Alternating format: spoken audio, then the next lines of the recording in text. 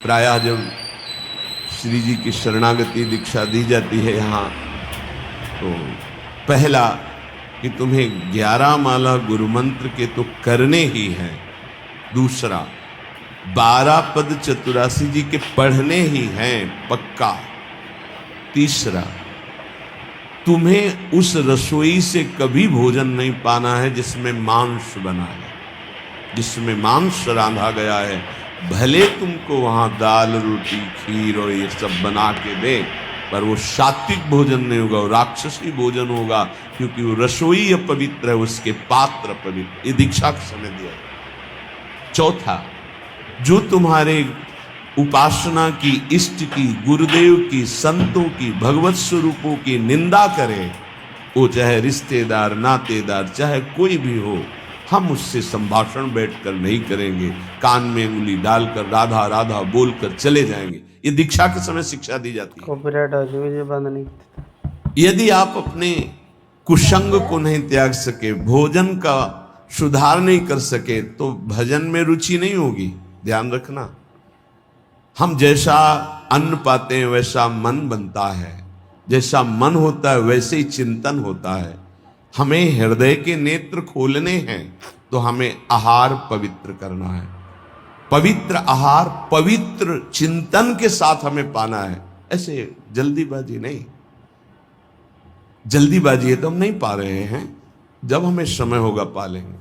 कोई प्राण थोड़ी निकल जाएंगे, एक बार न पाएंगे, एक दिन ना पाएंगे, नहीं निकलते। कई कई दिन भोजन न पाने पर भी ऐसा नहीं होता कि प्राण निकल गए। बड़ी सामर्थ्य है, प्रभु ने सामर्थ्य दी है। उपासक सावधान रहे, कहीं प्रसाद पाते समय कोई ऐसा दृश्य, ऐसी वार्ता न कर बैठे जो भजन में बड़ी हानि पैदा कर दे। जैसे आप मोबाइल रख लिए और आप ऐसे दृश्य देख रहे हो जो आपका सर्वनाश करने वाले हो, भोजन पा रहे हो, तो आप निश्चित समझ लेना, निश्चित भ्रष्ट हो जाओगे, आगे नहीं बढ़ पाओगे, गिर जाओगे।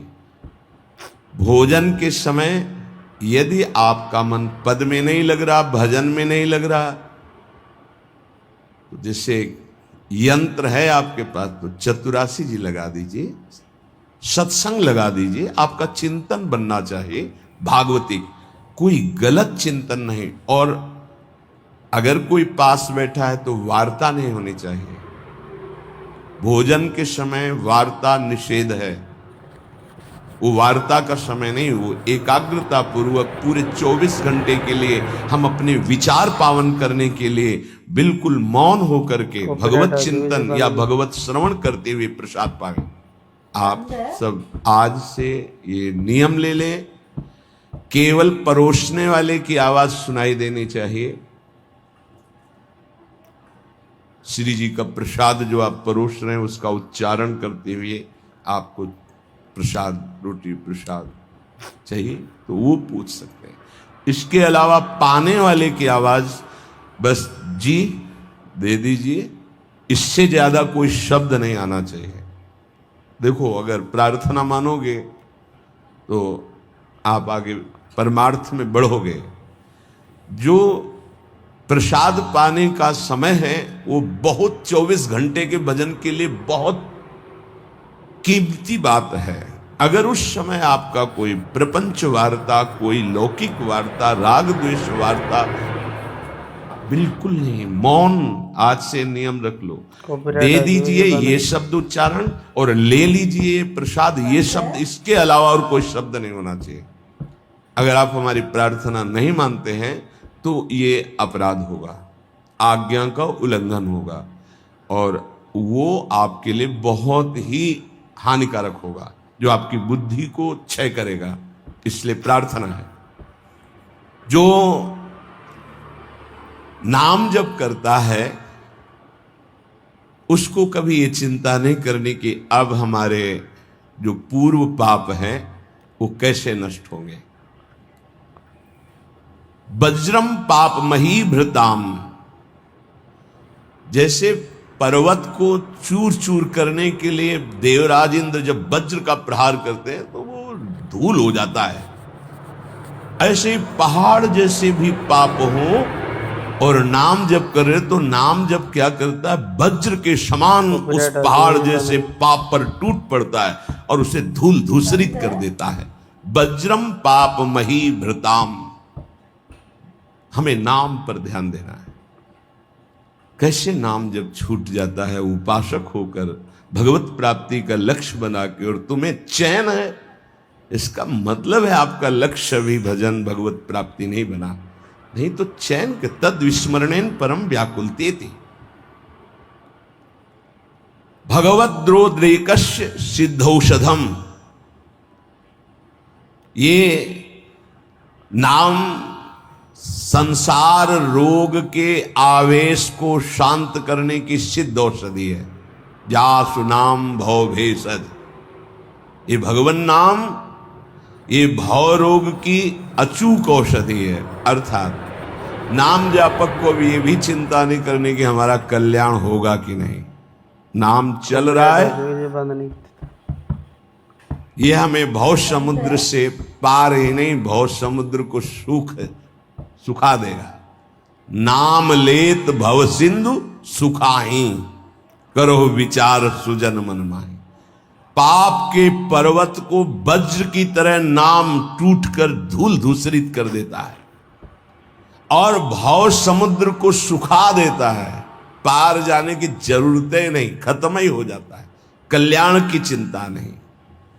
मिथ्या ज्ञान निशा विशाल तमसस् तिगमांशु बिंबोदय। ये नाम अज्ञान रूपी घोर अंधकारमयी रात्रि के नाश के लिए भगवान भुवन भास्कर सूर्य के समान है। उपासक को भी यह भी चिंता नहीं करनी कि हमें तो कोई ज्ञान नहीं है, हमारे अंदर तो अभी बड़े आकर्षण है संसार के, अविद्या है। बिल्कुल चिंता मत करो। नाम जब चल रहा तो जैसे घोर अंधकार रात्रि में है, सूर्य उदय होते ही वो सब नष्ट हो जाता है, ऐसे ही नाम जापक के हृदय का अज्ञान अंधकार नष्ट करने के लिए भगवान नाम सुंदर ज्ञान प्रकाश कर देते हैं। अन्य उसे कोई पढ़ने लिखने की आवश्यकता नहीं पड़ेगी। नाम जब से अपने, जैसे कल आप सत्संग में ध्यान दीजिए, सुन रहे थे कि जिसका अंतःकरण शुद्ध हो जाता है, जो राग द्वेष रहित महात्मा है, बिना पढ़े सारे वेदों का अर्थ उसके हृदय में स्फुरित हो जाता है। कुछ तो विद्वान कहते हैं योग मार्ग से ही चित्त शांत होता है। क्या यह ठीक है? तो क्या न पूज्य बाबा का उत्तर, तो क्या वो ये नहीं जानते कि नाम जप करना योग है? अरे नाम जप के अंदर अनंत सामर्थ्य विराजमान है, इसलिए जो नाम जप परायण है वो योगी तो हो ही जाएगा। तात्पर्य जानना चाहिए, चित्त वृत्ति का संसार चिंतन से हटाना योग कहते हैं। वो नाम जप कर रहा है तो सच्चिदानंद के नाम में चित्त जोड़ रहा है, योग तो हो ही रहा है।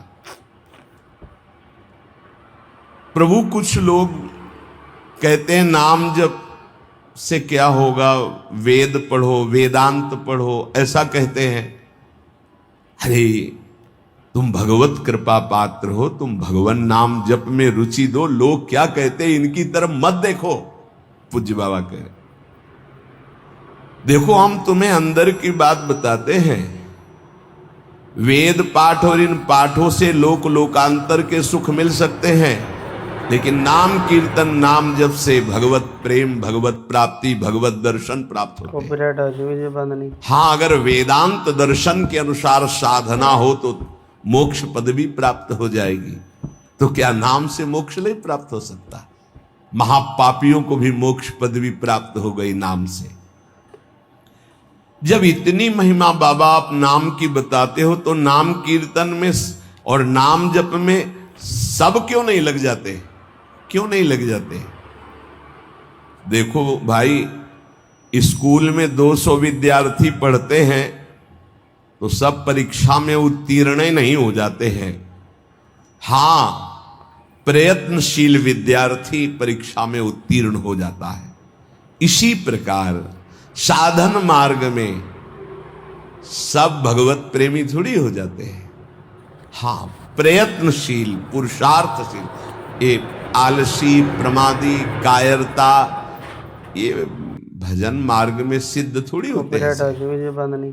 आलस में पड़े हैं, प्रमाद जो नहीं करना चाहिए वो कर रहे हैं, कायरता कि द्वंद्वों को सहने से डरते हैं। नहीं, ये सूरवीरों का मार्ग है। बार बार जब नाम जप किया जाता है तो कोई भी निष्ठा हो सब जागृत हो जाती है।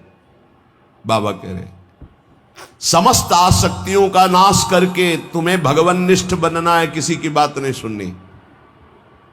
नाम जप से, नाम कीर्तन से जितनी जल्दी तदाकार वृत्ति होती उतनी किसी और साधना से नहीं होती। जो नाम जप करते हैं, नामी सदैव उनकी रक्षा में उनके पास रहता है। इसलिए तुम अपनी धारणा बनाओ, दूसरों की बातें मत सुनो। तुम जैसी जैसी धारणा पुष्ट करते जाओगे वैसा तुम्हें अनुभव होता जाएगा। तो नाम जापक को क्या सावधानी रखनी चाहिए जिससे उसका नाम सिद्ध हो जाए? बड़ा सुंदर प्रश्न उत्तर प्रश्न करता पूज्य श्री स्वामी अखंडानंद सरस्वती जी महाराज, उत्तर देने वाले ब्रह्मबोध संपन्न पूज्य बाबा गुड़िया बाबा जी महाराज। तो क्या सावधानी रखे, क्या त्याग रखे जिससे नाम जापक सिद्ध हो जाए? सिद्ध नाम जापक रोम रोम रग रग नामाकार वृत्ति। पहले तो असंबद्ध प्रलाप छोड़े, असंबद्ध बेमतलब की बातें। नाम जापक को पहले वाणी को संभालना, क्योंकि इसी से नाम जप होता है। बेमतलब की, ठीक बहुत गंभीर, शत भरे, मृदु भरे, भगवत भाव भरे वचन बोलो, नहीं तो मौन रहो, नाम जप में लगो। असंबद्ध प्रलाप, व्यर्थ प्रलाप, दूसरों के चुगली निंदा की बातें ये जबान में होती रहेंगी तो नाम जप नहीं चलेगा। नाम जापक ध्यान दिए, नाम सिद्ध करना है अर्थात निरंतर चलाना है। असंबद्ध प्रलाप, व्यर्थ प्रलाप, दूसरों की चुगली निंदा, क्या अपने को लेना है? हमको तो सबको भगवत स्वरूप देखना है। किसी की निंदा क्या करनी, किसी की चुगली क्या करना। दूसरा, चोरी, चोरी नहीं,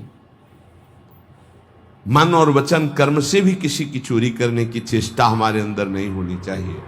किसी भी तरह होता है मन में, जब प्रलोभन जागृत होता है तो ऐसी चेष्टाएं होने लगती। कदापि किसी की कोई वस्तु पड़ी, हमारा अधिकार नहीं, पड़ी रहने दो। बोले हमें मार्ग में मिली, क्यों तुमने क्यों उठा लिया? वो पुनः मार्ग में लौट के आता, उठा नहीं। बोले कोई उठा ले, तो कोई उठा ले, तुम तो उपासक हो, तुमने क्यों उठा लिया? तुम्हें क्या आवश्यकता है? आवश्यकता होगी हरि तुम्हें देंगे। बोले हरि ने ही तो दी, रास्ते में पड़ी थी। नहीं नहीं, ऐसे नहीं। उपासक को इन बातों पर बहुत ध्यान देना है, वो चोरी मानी जाएगी। आपने क्यों उठाया? आपको चले जाना है, वो पुनः लौट कर आएगा उसको, या जो उठा ले। हमारा कर्तव्य नहीं, हमें न किसी की चोरी करनी है मन से, ना तन से, और ना कोई हमें चेष्टा ऐसी चोरी वाली। हिंसा और व्यभिचार नाम जापक में अगर ये दोष हैं तो बाबा बहुत स्पष्ट कहने वाले महापुरुष, क्योंकि जो ब्रह्मबोध संपन्न भगवत प्राप्त महात्मा होते हैं वो सही औषधि देते हैं। एक बार किसी ने बाबा से पूछा कि बाबा हमारा कल्याण कब होगा? सभा में बाबा ने कहा तुम्हारा 7 जन्म में कल्याण नहीं। तो उनका ऐसा बाबा क्यों? इसी शब्द का उच्चारण कीजिए, बेविचारी का कल्याण कभी नहीं। बहुत कठोरता से डांटा। और वो जो देख रहे होंगे वो तभी डांट रहे थे, जैसे अपने पुत्र से प्रियता रखती हुई डांट लगाई जाती है, ऐसे महापुरुष डांटते। अपमान नहीं करते, वो अपमान नहीं, वो सुधार। वो शब्द जाएगा और आग पैदा कर देगा और उसको व्यभिचार से उठा देगा, ऊपर उठा देगा। अब आप नाम भी जप कर रहे हो, माला भी चला रहे हो, आप व्यभिचार भी कर रहे हो, नाम जब सिद्ध होगा, माला जब सिद्ध होगा? नहीं। अपने धर्म के अनुसार चले। कोई भी नशा करने वाले को नाम जब सिद्ध नहीं होता। बंद उपासक के जीवन में कोई नशा नहीं होना चाहिए। हमें लगता है भगवत कृपा है, कोई व्यसन। झूठ नाम जापक को नहीं बोलना चाहिए। अब हाथ में माला है, बात करने में हम झूठ बोल दें तो हमारा नाम जप का मतलब क्या रहा? झूठ क्यों बोलते हैं? क्यों डरते हो? क्यों छुपाव कर रहे हो? किस बात के लिए झूठ बोल रहे हो? झूठ को पाप माना ही नहीं जा रहा। कलयुग का प्रभाव देखिए, वो लिखा हुआ है प्रभाव में कि झूठे ही देना, झूठे ही लेना, झूठे ही भोजन, झूठ चबेना। क्यों झूठ बोलो? सही बोलो ना, झूठ बोलने की जरूरत क्या है? जैसे आपसे कोई प्रश्न करे उसका उत्तर सही दे दो, डरो मत, डरने की जरूरत नहीं। और कुछ ऐसा होता है जो सत्य को संभालने के लिए, सत्य को हृदय में रखने के लिए कुछ बोला जाता है, वो किसी का अहितकारी नहीं होता। आप कितना भजन करते हैं? आप तो बहुत भजन करते हैं, भजनानंदी है। तो अब हम सत्य को बोल के एक तने इतने नहीं, हमसे क्या भजन होता है? गुरु कृपा से जो कुछ होता होता है। हमें तो नहीं लगता कि हमसे ऐसा कुछ भजन, और वो झूठ नहीं माना है। अब उतने सत्यवादी नहीं कुछ में, वो जरा सा छेड़ा हो, आप पूरी दिनचर्या अपनी पूरी उनको बता दी कि हाँ ऐसे ऐसे। सत्य को कभी कभी गुप्त रखने के लिए बाहरी बात है, वो किसी का अहित या मंगल के लिए नहीं। हम अपने अभिमान को पुष्ट करने वाली बात नहीं बोलते। अपने साधन भजन को हम गुप्त रखते हैं। लेकिन हम व्यर्थ के व्यवहार में क्यों झूठ बोले? हमारा स्वरूप पूरा का पूरा कुंज कुटीर है। कुंज कुटीर, हित, सहचरी हित, इष्टदेव हित, आचार्य हित, सत्य को कहीं कहीं गुप्त रखने के लिए हमारा भजन, हमारा साधन, हमारी गुरु संगोष्ठी, हमारी प्रेम संगोष्ठी, इनके विषय में सत्यवादी न बन। कभी कभी सत्य को, एक गाय भागती जा रही थी, कुछ मारने वाले पीछे पकड़े थे, एक सत्यवादी, तुमने गाय को देखा? उन्होंने कहा हाँ इधर गई, उसको उन्होंने तो जब शरीर उनका पूरा हुआ तो उनको नरक मिला इस सत्य बोलने के कारण। उस समय रक्षा है, साधन की रक्षा, धर्म की रक्षा, सत्य की रक्षा, प्राण की रक्षा किसी की। वो ऐसे सहज वर्ताव में झूठ, फिर नाम जापक कैसे? असंबद्धा प्रलाप, व्यर्थ प्रलाप, चुगली, निंदा, हिंसा, व्यभिचार, नशा, झूठ और गाली। ये प्रार्थना है कि ब्रजवासियों की वाणी पे इस सूत्र को ना देखें, वो भगवत पार्षद है। यहाँ के पानी का प्रभाव है ऐसा, जैसी पियो पानी वैसे बने वाणी। तो इनका हृदय बड़ा कोमल है। जब तक ब्रजवासियों की टूक अंदर नहीं जाएंगे तो गौर श्याम जोड़ी नेत्रों में झलकेगी नहीं। इनका प्रभाव है। वैराग्य मार्ग के पथिक को इनके टुकड़ों की आशा रखनी चाहिए। इनके टुकड़ों में सामर्थ्य है श्यामल गौर जोरी को हृदय में प्रकाशित करने की। तो इनकी वाणियों में न देखे, क्योंकि हम ब्रजवासी हैं, ब्रज में वास कर रहे हैं सब। तो यहां अगर ये कि सत्संग में सुना था कि ब्रजवासी, तो उनके प्रति दोष दृष्टि बन जाएगी। ब्रजवासियों की वाणी में थोड़ी कठोरता हो, हृदय एकदम मक्खन से भी ज्यादा कोमल निर्मल होता है। ये भगवत पार्षद है, ठाकुर जी को भी कुछ नहीं समझते। जब अपने स्वरूप में आते हैं तो कहते तुम्हारे 2-4 लाख गौवें ज्यादा होंगी, अगर हमें दांव ना दिया, पीठ में न बैठाला तो कल से खेल में नहीं आने देंगे। खेल में कौन किसका गुस्सैया, चलो बाहर। तो ठाकुर जी भी कान पकड़ते, हाथ जोड़ते। ये उन्हीं के सखा है। इस रज में माँ के गर्भ से प्रकट हुए ये प्रेम भूमि शिव सनकादि बंदित रज है। तो ब्रजवासियों पर ये दोष दृष्टि न रखे, अपनी वाणी को संभाले, कभी अश्लील शब्द और गाली आदि न बके, नहीं तो भजन सिद्ध होने में बाधा पड़ेगी। जो देहात्म बुद्धि से व्यवहार करता है उसके नाम जप में बाधा पड़ती है। देहात्म बुद्धि, स्त्री पुरुष शरीर का भाव रख करके फिर व्यवहार करोगे तो काम क्रोध आदि की लीलाएं तो हो ही जाएंगी। उपासक को सदैव दैवी संपदावान बनना चाहिए भगवद स्मरण और सद आचरण, ये दो असाधन को मिटाने के लिए सर्वसमर्थ साधना है। ध्यान दीजिए, समस्त असाधनों को मिटाने के लिए ये दो बहुत जोर के हैं। भगवद स्मरण निरंतर, ये निरंतर शब्द बहुत कठिन है। बड़े अच्छे साधक हैं जो निरंतर शब्द पर स्थित हो रहे। माला दो माला गिनती वाले माला करके फिर निश्चिंत हो गए, बात अलग है। निरंतर भजन और आचरण पवित्र, बस आप चिंता मत करो, परिपक्व स्वभाव जागृत हो जाएगा। भगवदाकार वृत्ति। भगवान श्री कृष्णचंद्र जी अर्जुन जी को उपदेश दे रहे हैं। श्रेयान स्वधर्मो विगुणः परधर्मात् स्वनिष्ठितात् स्वधर्मे निधनम श्रेयः परधर्मो भयावह। अच्छी तरह आचरण में लाए हुए दूसरे के धर्म से गुणों की कमी वाला अपना धर्म श्रेष्ठ है। अपने धर्म में तो मरना भी कल्याणकारक है, दूसरे का धर्म भय देने वाला है। व्याख्या, श्रेयान स्वधर्मो विगुणः परधर्मात् स्वनुष्ठितात्।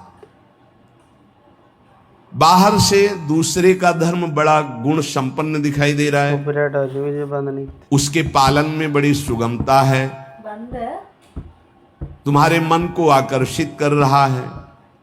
वो धन का, वैभव का, सुख सुविधा का, मान बढ़ाई का, बहुत जल्दी भगवत प्राप्ति का, जीवन भर आराम सुख व्यवस्था का प्रलोभन दे रहा है। तुम अपने धर्म से विचलित होकर उसको स्वीकार कर लेते हैं तो तुम्हें भयावह, भय के सिवा और कुछ नहीं मिलने वाला। ये ध्यान देना है। किसी भी तरह के प्रलोभन से अपने साधन पथ का, अपने धर्म का, अपने मार्ग का त्याग नहीं किया जाता।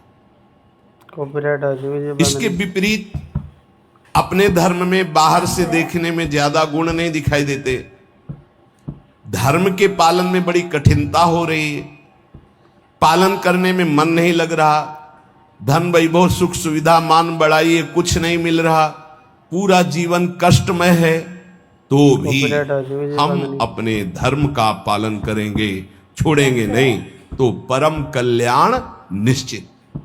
दो बातें बताई। आप अपने धर्म से चल रहे हैं, जो भी आपको गुरु परंपरा से धर्म मिला, इसलिए हम गुरु परंपरा, क्योंकि हम भागवत धर्म को ही प्रधान मानते हैं। शरीर धर्म को तो भगवान ही कहते हैं, सर्वधर्मान परित्यज्य मामेकम शरणम व्रज। पर धर्म क्या है? शरीर धर्म। स्वधर्म क्या है? भगवत प्राप्ति कर लेना, स्वरूप में स्थित हो जाना। ये स्व नहीं है, स्वधर्म ये स्व नहीं, ये पर है। पर धर्मो भयावह, इसीलिए तो तुम्हें भय प्राप्त हो रहा है, इसीलिए मृत्यु प्राप्त हो रही। अविनाशी को भय, अविनाशी को मृत्यु, ये पर धर्म है। बाहरी व्याख्या करे तो वर्णाश्रम धर्म को प्रधानता करके, लेकिन उस धर्म का भी फल है कि इसी का त्याग हो जाए और स्व में स्थित हो जाए। अगर उसी में फंसा रहा तो नहीं। हमारा धर्म पालन करने के समय हमें जीवन में कष्ट मिल रहा है, निंदा भी हो रही है, सुख वैभव भी नहीं है, बड़ा परेशानी है, और हम अपने धर्म का पालन कर रहे हैं तो परम कल्याण। दूसरा हमें प्रलोभन दे रहा है, बाहर से देखने में गुण संपन्न और उस धर्म में बड़ी सुगमता है, पालन करने में बड़ा मन लगता है, धन वैभव सुख सुविधा मान बढ़ाई, ये सब जीवन भर खूब भोग आराम, हम अपने धर्म का त्याग करके उसे स्वीकार कर लिए तो भयावह परिणाम में भय प्राप्त होगा। कई ऐसे प्रलोभनों में धर्म परिवर्तन कर लेते हैं, कई ऐसे प्रलोभनों में अपने साधन का परिवर्तन कर लेते हैं। नहीं, परिणाम में भयावह, भगवान कह रहे परिणाम मंगल में नहीं होगा। अपने धर्म के पालन में कठिनता हो, मन भी ना लगे, धन वैभव सुख सुविधा मान बड़ाई भी ना मिले, जीवन भर कष्ट सहना पड़े, तो भी हम अपने धर्म का त्याग नहीं करेंगे, तो उसका परिणाम होगा परम मंगल, परम सुख।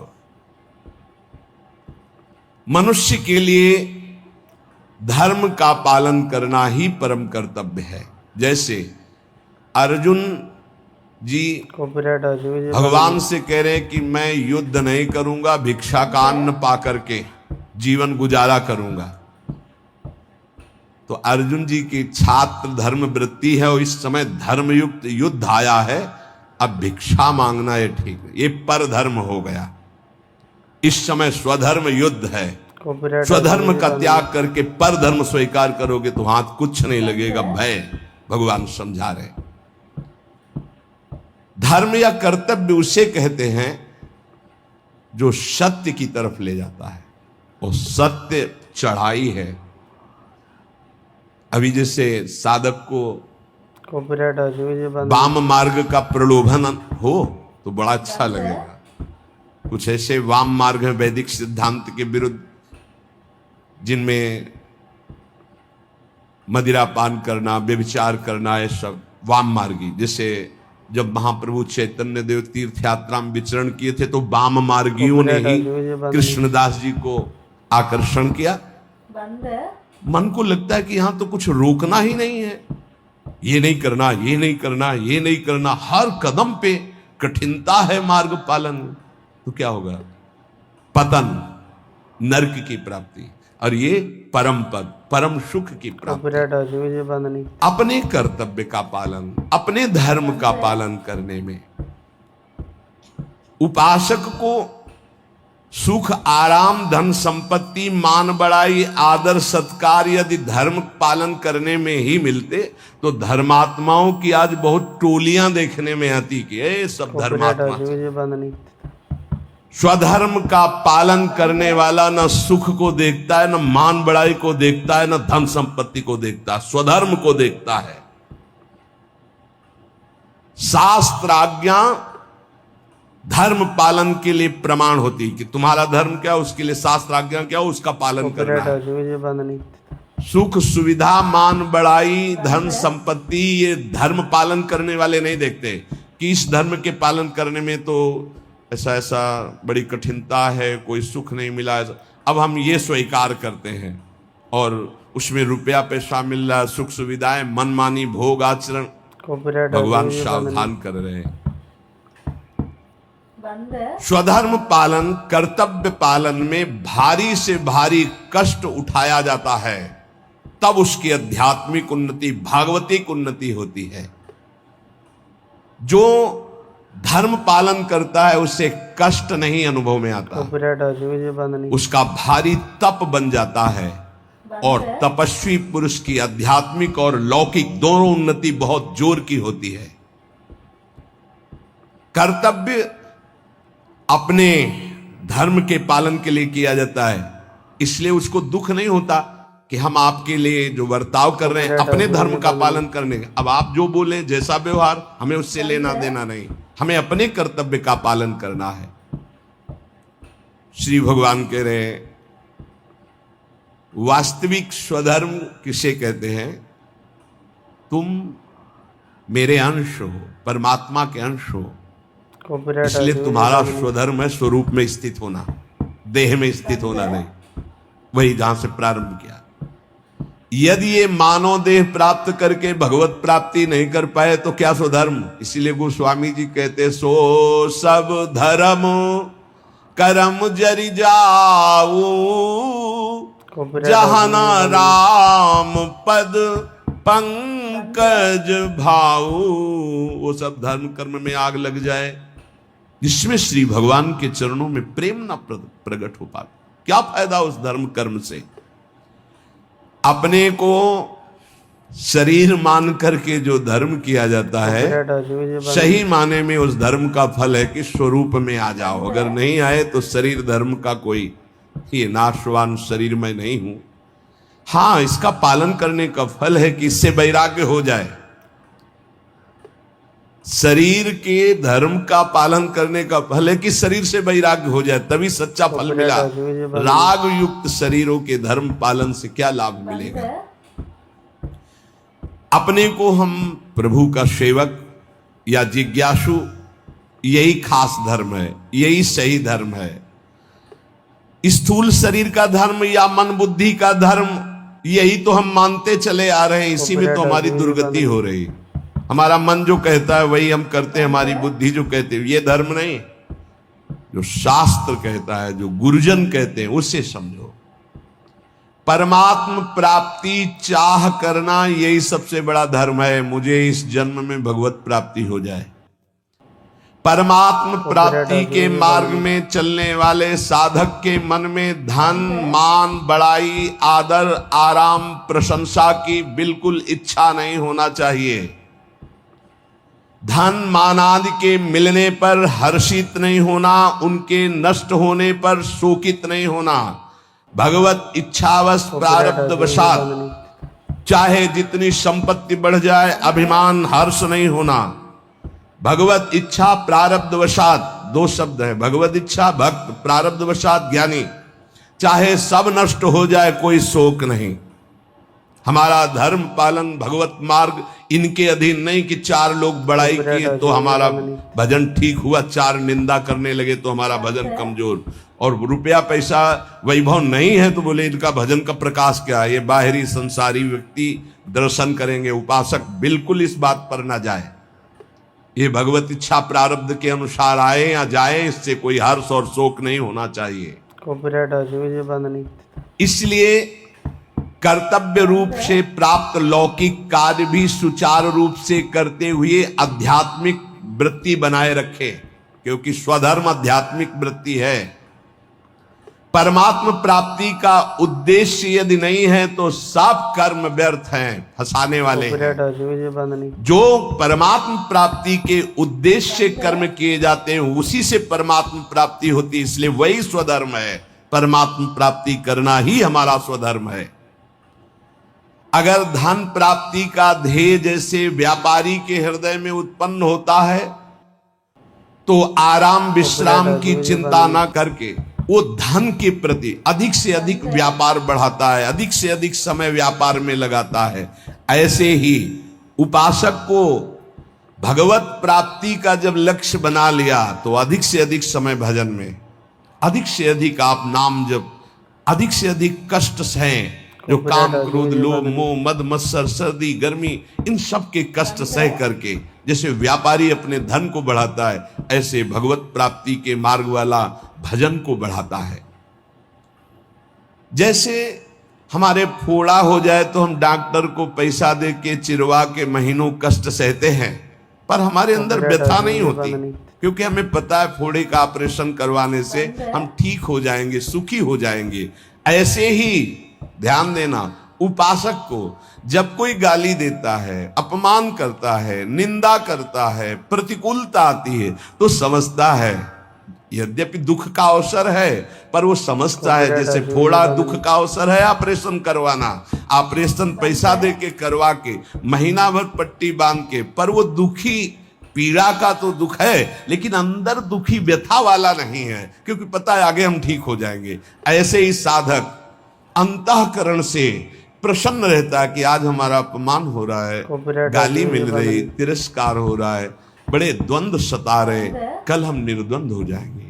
भगवान हमको ऐसी सामर्थ्य देंगे, माया का कोई भी दुख हमें छू नहीं सकेगा। हम भगवत प्राप्त महात्मा होंगे, हमें भगवान का साक्षात्कार होगा।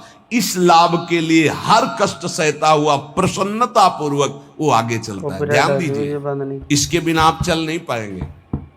आपके अंदर जब काम, क्रोध, लोभ, मोह, मद, मत्सर की इनकी व्यथा होती है तो आपको लगता है कितने दिन सहेंगे?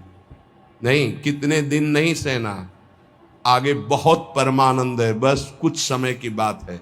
और ये इसलिए आपको ज्यादा कष्ट दे रहे हैं क्योंकि आप इसका चिंतन कर रहे हैं, कितने दिन सहेंगे। अभी चिंतन छोड़ो, अभी खत्म हो जाएगा। आओ चिंतन प्रभु में लगाओ, अभी आनंद। और एक अंदर अनुभव की बात, जब तक आपके पाप नष्ट नहीं होते, बिना किसी कारण आपका हृदय जलेगा भजन करने पर। ध्यान दीजिए, ये छाती की बात, अनुभव की बात कह रहा हूं। बिना किसी कारण के, कोई निंदा नहीं, कोई भय नहीं, कोई अपमान नहीं, आपका बेमतलब हृदय जलेगा नाम जप करने पर, क्योंकि आपके पापों का नाश हो रहा है, आपका अंतःकरण निर्मल हो रहा है। आगे चलकर आप अनुभव कर लेना, जब आप अच्छा भजन करोगे तो आपको खिन्न हो जाएगा मन, खिन्न है, कुछ अच्छा नहीं लग रहा, एक अजीब की उदासी सी है। अगर मन को पूछो क्या चाहिए तो कुछ नहीं बोल, ये अच्छा भजन करने की बात कह रहे, कुछ उसकी मांग नहीं, पर एक उदासी है, एक जलन है, एक खिन्नता है।